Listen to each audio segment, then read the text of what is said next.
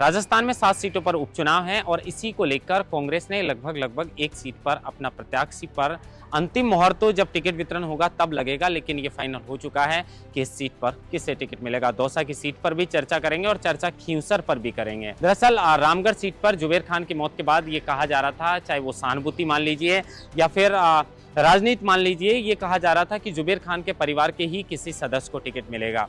अब जुबेर खान के 2 बेटे हैं, आदिल जुबेर और आर्यन जुबेर। 5 अक्टूबर को कांग्रेस की एक मीटिंग होती है और मीटिंग के अंदर जब ये कहा जाता है कि जुबेर खान के दोनों बेटों में से किसी एक को टिकट मिलना चाहिए, तो कांग्रेस के जो तमाम नेता वहां पर मौजूद थे वो उनकी सुर में सुर मिलाते हुए नजर आते हैं।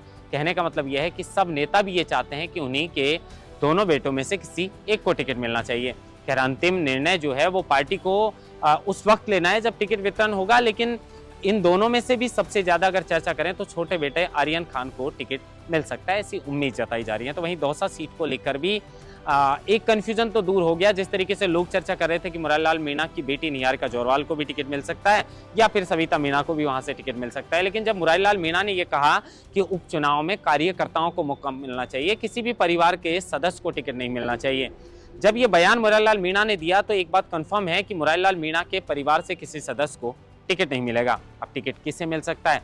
दौसा की सीट की अगर बात करें तो दौसा में गुर्जर, मीणा और ब्राह्मण ये तय करते हैं कि वहां से कौन जीत कर जाएगा।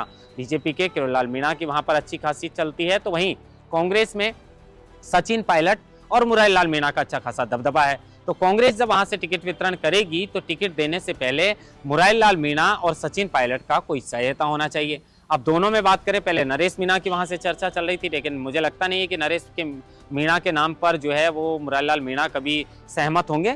तो एक जीआर खटाना के नाम पर जो है वो मुझे लगता है कि सचिन पायलट के भी चहेते हैं, मुरारीलाल मीणा के भी चहेते हैं। तो ऐसे में सबसे ज्यादा अगर उम्मीद की बात करें तो दौसा में जो है वो मुरारीलाल मीणा और सचिन पायलट जो है उन्हीं के चहेते जीआर खटाना को वहां से टिकट मिल सकता है। तो वहीं खींवसर की बात करें तो खींवसर में वैसे जाटों का अच्छा खासा दबदबा है, लेकिन खींवसर की जो राजनीति है वो हनुमान बेनीवाल के इर्द गिर्द घूमती है। कांग्रेस और बीजेपी वहां पर कितना ही प्रयास करें, लेकिन हनुमान बेनीवाल का वहां पर अच्छा खासा दबदबा देखने को मिलता है। तो कौन प्रत्याशी वहां से घोषित होता है हनुमान बेनीवाल की पार्टी से, ये देखना बड़ा दिलचस्प होगा। लेकिन उसके बाद आपको लेकर चलते हैं खींवसर और दौसा की सीट की हमने बात की, लेकिन चौरासी और सलूम्बर, ये 2 सीट ऐसी हैं। हालांकि सलूम्बर में बीजेपी का विधायक था अमृतलाल मीणा, लेकिन उनके हार्ट अटैक से मौत हो गई और 84 में राजकुमार राउत वहां से सांसद बनने के बाद उन्होंने विधायक से जो है वो इस्तीफा दे दिया। तो अब कहा जा रहा है कि वहां पर बीएपी पार्टी का अच्छा खासा दबदबा है, आदिवासी वोट बैंक है, तो वहां पर सबसे ज्यादा दबदबा बीएपी का ही देखने को मिलेगा। और एक बात ये भी तय है कि इस चुनाव के अंदर कोई भी पार्टी किसी से भी गठबंधन नहीं करेगी, सब अपने स्वतंत्र चुनाव लड़ेंगे।